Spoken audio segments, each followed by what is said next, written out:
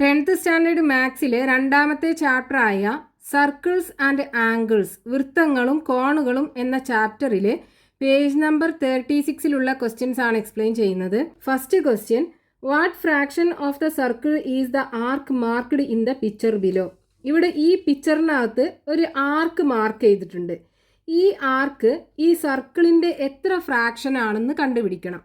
അപ്പോൾ ഇതാണ് ഇവിടെ ക്വസ്റ്റ്യനകത്ത് തന്നിട്ടുള്ള ഫിഗർ. നമുക്ക് കണ്ടുപിടിക്കേണ്ട എന്താണ്, ഇവിടെ ഈ മാർക്ക് ചെയ്തിട്ടുള്ള ഈ ആർക്ക് ഉണ്ടല്ലോ, ഈ ആർക്ക് ഈ സർക്കിളിൻ്റെ എത്ര ഫ്രാക്ഷൻ ആണെന്ന് കണ്ടുപിടിക്കണം. അപ്പോൾ നമ്മൾ ഫസ്റ്റ് പാർട്ടിൽ പഠിച്ചല്ലോ, ഈ ആർക്ക് ഈ സർക്കിളിൻ്റെ എത്ര ഫ്രാക്ഷൻ ആണോ അതേ ഫ്രാക്ഷൻ തന്നെ ആയിരിക്കും ഇവിടുത്തെ സെൻട്രൽ ആംഗിൾ ഈ 360 ഡിഗ്രിയുടെ. അപ്പോൾ നമ്മൾ ഈ ആർക്കിൻ്റെ സെൻട്രൽ ആംഗിൾ വരയ്ക്കുകയാണെന്നുണ്ടെങ്കിൽ നമുക്ക് എങ്ങനെ കിട്ടും? അതായത് സർക്കിളിൻ്റെ സെൻറ്ററിലേക്ക് ഈ ആർക്കിൻ്റെ രണ്ട് എൻഡിന്നും ജോയിൻ ചെയ്യിപ്പിക്കാം. അപ്പോൾ ഇവിടെ നമുക്ക് ഈ ആർക്കിൻ്റെ, അതായത് നമുക്ക് എത്ര ഫ്രാക്ഷൻ ആണെന്ന് കാണേണ്ട ആർക്കിൻ്റെ സെൻട്രൽ ആംഗിൾ കിട്ടും. പിന്നെ നമുക്ക് ഇവിടെ ഈ ആംഗിൾ തന്നിട്ടുണ്ടല്ലോ, അതായത് ഈ ആർക്ക് ഈ സർക്കിളിൽ ഫോം ചെയ്യിക്കുന്ന ആംഗിൾ തന്നിട്ടുണ്ട്. ഈ ആംഗിളും ഇവിടുത്തെ സെൻട്രൽ ആംഗിളും തമ്മിലുള്ള റിലേഷൻ എന്താണ്? ഇവിടുത്തെ സെൻട്രൽ ആംഗിൾ സി ഡിഗ്രി ആണെന്നുണ്ടെങ്കിൽ ഈ ആർക്കിൻ്റെ രണ്ട് എൻഡും ഈ സർക്കിളിലുള്ള ഒരു പോയിന്റിലേക്ക് ജോയിൻ ചെയ്ത് കഴിഞ്ഞാൽ ഇവിടെ ഫോം ചെയ്യുന്ന ആംഗിൾ C/2 ഡിഗ്രി ആയിരിക്കും. അതായത് ഇവിടെ ഫോം ചെയ്യുന്ന ആംഗിളിൻ്റെ പകുതിയായിരിക്കും. അപ്പോൾ ഇവിടുത്തെ ആംഗിൾ കിട്ടിക്കഴിഞ്ഞാൽ ഇവിടുത്തെ സെൻട്രൽ ആംഗിൾ എന്തായിരിക്കും? ഈ ആംഗിളിൻ്റെ ഡബിൾ ആയിരിക്കൂലേ. അപ്പോൾ ഇവിടെ നമുക്ക് ഈ ആംഗിളാണ് തന്നിട്ടുള്ളത്. അപ്പോൾ ഇതിൻ്റെ ഡബിൾ ആയിരിക്കും ഇവിടെ ഫോം ചെയ്യുന്ന ആംഗിൾ അല്ലേ. 40 × 2 = 80 ഡിഗ്രി ആയിരിക്കും. ഇനി നമുക്ക് ഈ 80 ഡിഗ്രി ഈ സർക്കിളിൻ്റെ ആംഗിൾ ഉണ്ടാവില്ലേ, അതായത് 360, അതിൻ്റെ എത്ര ഫ്രാക്ഷൻ ആണോ എന്ന് കണ്ടുപിടിക്കുക. അതേ ഫ്രാക്ഷൻ തന്നെ ആയിരിക്കുമല്ലോ ഈ ആർക്ക് ഈ സർക്കിളിൻ്റെ. അപ്പം നമുക്ക് എങ്ങനെ എഴുതാം? ഇവിടെ central angle of the arc, അതായത് ഈ മാർക്ക് ചെയ്തിട്ടുള്ള ആർക്കിൻ്റെ centre angle, central angle of the arc is equal to എന്ത് വരും? ഇവിടുത്തെ ആംഗിളിൻ്റെ ഡബിൾ അല്ലേ, 2 × 40 degree is equal to 80 degree. എങ്ങനെയാണ് കിട്ടിയത്? The angle made by the arc on the circle is half of its central angle.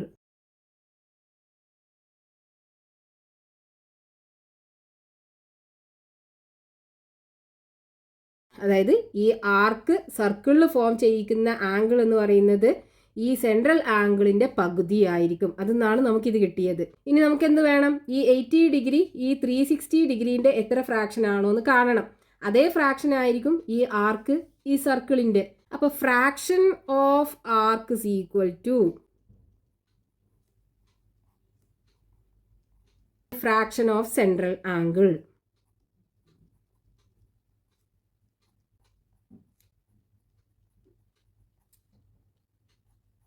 Is equal to fraction of central angle എങ്ങനെയാണ് കാണുക? ഇവിടെ നമുക്ക് കിട്ടിയിട്ടുള്ള ആംഗിൾ, അതായത് central angle 80 degree.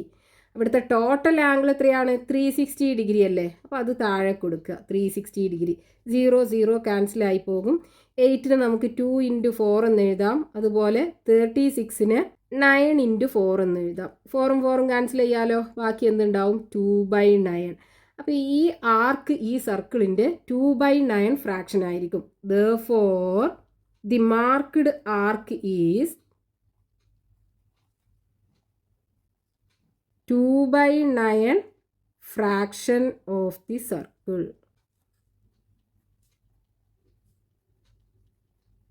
Next question, page number 36, question number 2.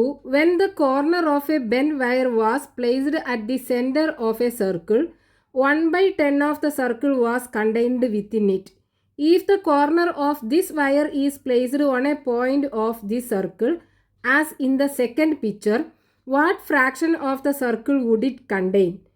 What if it is placed at a point on another circle as in the third picture? ഇവിടെ ക്വസ്റ്റ്യനകത്ത് പറഞ്ഞിട്ടുള്ളത് ഒരു wire bend ചെയ്തിട്ട് ഈ കോർണർ ഈ സർക്കിളിൻ്റെ സെൻറ്ററിൽ വരുന്ന രീതിയിൽ പ്ലേസ് ചെയ്തപ്പോൾ ഈ വയറിനകത്ത് ഈ സർക്കിളിൻ്റെ 1/10 പോർഷൻ ഇൻക്ലൂഡ് ചെയ്യുന്നുണ്ട്. ഇനി രണ്ടാമത്തെ ഫിഗറിൽ ഈ സെയിം വയർ ഇതിൻ്റെ വെർട്ടെക്സ് ഈ സർക്കിളിൽ വരുന്ന രീതിയിൽ പ്ലേസ് ചെയ്യുമ്പോൾ ഈ വയറിനകത്ത് വരുന്ന ഈ സർക്കിളിൻ്റെ പാർട്ട് ഉണ്ടാവുമല്ലോ, ഇത് ഈ സർക്കിളിൻ്റെ എത്ര ഫ്രാക്ഷൻ ആണെന്ന് കണ്ടുപിടിക്കണം. ഇനി ഇതേ ബെൻഡ് ചെയ്ത വയർ എടുത്തിട്ട് വേറൊരു സർക്കിളിൻ്റെ മുകളിൽ ഇതുപോലെ വെക്കുകയാണെന്നുണ്ടെങ്കിൽ ഈ വയറിനകത്ത് വരുന്ന ഈ സർക്കിളിൻ്റെ പാർട്ട് ഈ സർക്കിളിൻ്റെ എത്ര ഫ്രാക്ഷൻ ആണെന്ന് കാണണം. ഇപ്പോൾ ക്വസ്റ്റ്യനകത്ത് പറഞ്ഞിട്ടുള്ളത് ഒരു വയർ ബെൻഡ് ചെയ്തിട്ട്, അതായത് ഒരു വെർട്ടെക്സ് വരുന്ന രീതിയിൽ ബെൻഡ് ചെയ്തിട്ട് ഒരു സർക്കിളിൻ്റെ സെൻറ്ററിൽ വെച്ചപ്പോൾ ഈ സർക്കിളിൻ്റെ 1/10 പോർഷന് ഈ വയറിനകത്താണുള്ളത്.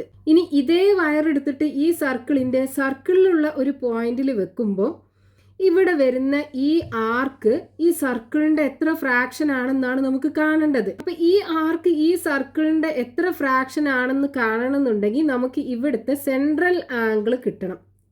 അതായത് ഈ ആർക്കിന്റെ സെൻട്രൽ ആംഗിൾ കിട്ടണം അല്ലേ? ഈ സെൻട്രൽ ആംഗിൾ ഈ സർക്കിളിന്റെ 360 ഡിഗ്രിയുടെ എത്ര ഫ്രാക്ഷൻ ആണോ അതേ ഫ്രാക്ഷൻ തന്നെ ആയിരിക്കുമല്ലോ ഈ ആർക്ക് ഈ സർക്കിളിന്റെ, രണ്ടും സെയിം ഫ്രാക്ഷനിലായിരിക്കും. അപ്പം അതിന് നമുക്ക് ഇവിടുത്തെ സെൻട്രൽ ആംഗിൾ കിട്ടണം. ഇവിടുത്തെ സെൻട്രൽ ആംഗിൾ കിട്ടണം എന്നുണ്ടെങ്കിൽ ഇവിടുത്തെ ആംഗിൾ കിട്ടിയാൽ മതി. പക്ഷെ ഇവിടുത്തെ ആംഗിൾ നമുക്ക് ഇവിടുന്ന് കാണാലോ, സെയിം വയറിനല്ലേ ഇവിടെ വെച്ചത്. അപ്പം ഈ ആംഗിളും സെയിം ആയിരിക്കുമല്ലോ, ഈ വയറിൻ്റെ ഈ കോർണറിൽ വരുന്ന ആംഗിള്. അപ്പം നമുക്ക് ഇതിനകത്തുനിന്ന് ആ ആംഗിൾ കണ്ടുപിടിക്കാൻ പറ്റും. അതായത് angle at the corner of wire first ഫിഗറിനകത്തുനിന്ന് angle at the corner of wire is equal to എന്താണ്? Central angle of the arc contained within the wire അല്ലേ? അതായത് ഇസ് ഈക്വൽ ടു എന്ത് വരും? സെൻട്രൽ ആംഗിൾ, അതായത് ഈ വയറിന്റെ ഇവിടെ വരുന്ന ആംഗിൾ എന്ന് പറയുന്നത് എന്താണ്? ഈ ആർക്കിന്റെ സെൻട്രൽ ആംഗിൾ അല്ലേ? ഇതിന്റെ സെൻട്രൽ ആംഗിൾ അല്ലേ? Central angle of the arc contained within the wire is equal to, അതായത് ഇവിടുത്തെ ആർക്ക് എന്താണ്? ഈ സർക്കിളിന്റെ 1/10 പോർഷൻ ആണ്. അപ്പൊ ഇവിടുത്തെ സെൻട്രൽ ആംഗിൾ എന്തായിരിക്കും?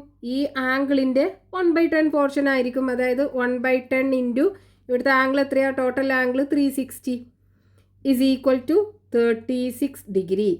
അപ്പോൾ ഇവിടുത്തെ ആംഗിൾ നമുക്ക് 36 ഡിഗ്രി കിട്ടി. അതായത് ഈ വയറിൻ്റെ കോർണറിലുള്ള ആംഗിൾ ഉണ്ടാവില്ലേ, അത് 36 ഡിഗ്രി. അപ്പം ഇനി ഈ ഫിഗറിനകത്ത് നമുക്ക് ഈ ആർക്കിൻ്റെ സെൻട്രൽ ആംഗിൾ കണ്ടുപിടിക്കാമല്ലോ. എന്തായിരിക്കും? ഇതിൻ്റെ ഡബിൾ ആയിരിക്കും സെൻട്രൽ ആംഗിൾ. അപ്പോൾ ഫ്രം സെക്കൻഡ് ഫിഗറിനകത്ത് central angle of the arc contained within the wire is equal to എന്ത് വരും? ഇതിൻ്റെ ഡബിൾ, അതായത് 2 into 36 degree is equal to 72 degree വരും. ഇവിടെയുള്ള ആംഗിൾ 72 ഡിഗ്രി. ഇനി ഇവിടുത്തെ സെൻട്രൽ ആംഗിൾ ഈ 360 ഡിഗ്രിയുടെ എത്ര ഫ്രാക്ഷൻ ആണോ അതേ ഫ്രാക്ഷൻ ആയിരിക്കുമല്ലോ ഈ ആർക്ക് ഈ സർക്കിളിൻ്റെ. അപ്പോൾ fraction of arc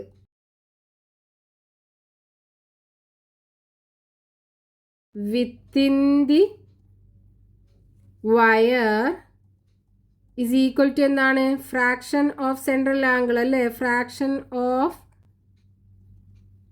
central angle is equal to എന്ത് വരും? എത്രയാ സെൻട്രൽ ആംഗിളിൻ്റെ ഫ്രാക്ഷൻ എങ്ങനെ കാണുക? ഇവിടുത്തെ സെൻട്രൽ ആംഗിൾ 72 ആണ്. അവിടുത്തെ ടോട്ടൽ ആംഗിൾ എത്രയാ? 360 ഡിഗ്രി. 72നെ 5 കൊണ്ട് മൾട്ടിപ്ലൈ ചെയ്താൽ 360 കിട്ടൂലേ? അതായത് 72 ഡിവൈഡഡ് ബൈ 72 ഇൻറ്റു 5 എന്ന് എഴുതാം. അപ്പോൾ ഈ 72 ക്യാൻസലായി പോയാൽ ബാക്കി 1/5 ഉണ്ടാവും. അപ്പോൾ ഇവിടെ 1/5 ഫ്രാക്ഷനാണ് ഈ ആർക്ക് ഉണ്ടാവുക. അതായത് ഈ സർക്കിളിൻ്റെ 1/5 ഫ്രാക്ഷനാണ് ഈ രണ്ട് വയറിന് ഇൻ ബിറ്റ്വീൻ വരുന്ന സർക്കിളിൻ്റെ പാർട്ട്. ഇനി നമുക്ക് ഈ ഫിഗറിനകത്തും ഈ രണ്ട് വയറിൻ്റെ ഇടയ്ക്ക് വരുന്ന സർക്കിളിൻ്റെ പാർട്ട് എത്രയുണ്ട് എന്ന് കാണണം. അപ്പോൾ ഇവിടുത്തെ ആംഗിൾ എന്താണ്? 36 ഡിഗ്രി. ഇവിടുത്തെ സെൻട്രൽ ആംഗിളോ അതും എന്താ വരിക? 72 ഡിഗ്രി അല്ലേ വരിക. അപ്പോൾ ഇനി ഇവിടുത്തെ ആർക്ക് ലെങ്തോ നമുക്ക് കാണാമല്ലോ. 72 ഇവിടുത്തെ എത്ര ഫ്രാക്ഷൻ ആണോ അതേ ഫ്രാക്ഷൻ തന്നെ ആയിരിക്കും ഇവിടുത്തെ ആർക്കിൻ്റെ ഫ്രാക്ഷന്. അപ്പം എന്താ ചെയ്യുക, in third figure fraction of arc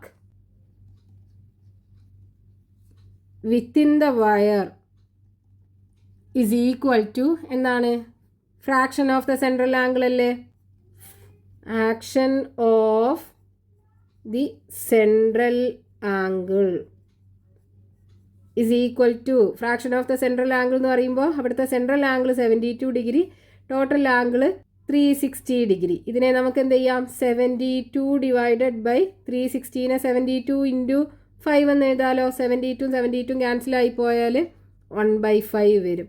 അപ്പോൾ ഇവിടെ ഈ ആർക്ക് എന്താണ്, ഈ സർക്കിളിൻ്റെ 1/5 പോർഷനാണ് ഉണ്ടാവുക. ഈ വയറിൻ്റെ ഇടയിലായിട്ട് ഈ സർക്കിളിൻ്റെ 1/5 ഫ്രാക്ഷൻ ഉണ്ടാവും.